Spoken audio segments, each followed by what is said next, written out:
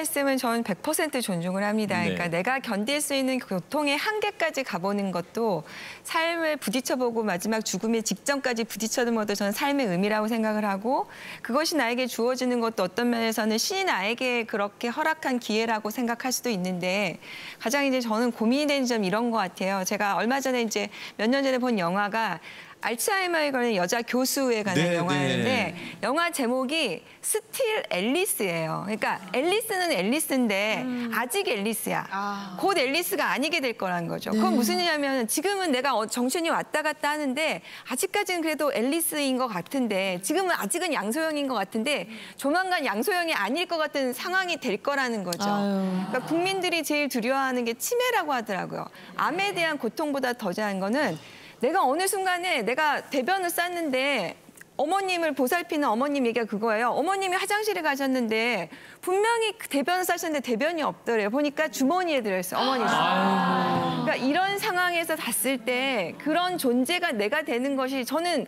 제 가족에게 그런 모습으로 마지막에 남고 싶지 않다는 이런 나의 이런 욕구, 나의 이런 권리가 없는 것인가에 관한 고민인 것 같아요. 고통이라는 것이 제가 참을 수 있어요. 그런데 어느 순간은 1초도 숨 쉴 수 없을 정도의 고통이 찾아오는 순간에도 내가 과연 살아야 하는가.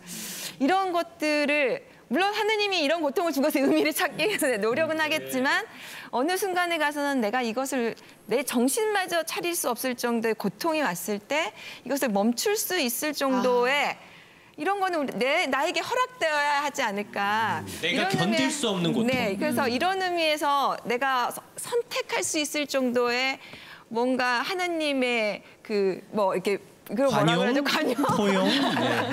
그것을 내가 구할 수 있어야 되지 않을까. 그런 고민이 좀 있는 겁니다. 네. 사실 저도 두 분의 말씀에 공감을 합니다. 그런데 이제 정말 극심한 고통의 순간에는 나 정말 이제는 가고 싶다 이런 생각을 하셨다가도 이게 마음이 많이 왔다 갔다 하시지 않을까 저는 그런 생각이 들어요.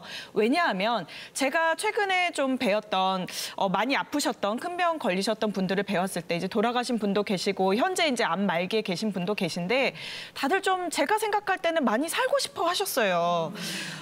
최근에 이제 저와 KBS 바둑왕전을 같이 진행 해설 이제 오랫동안 했던 노영아 구단이 이제 후두암 말기시거든요.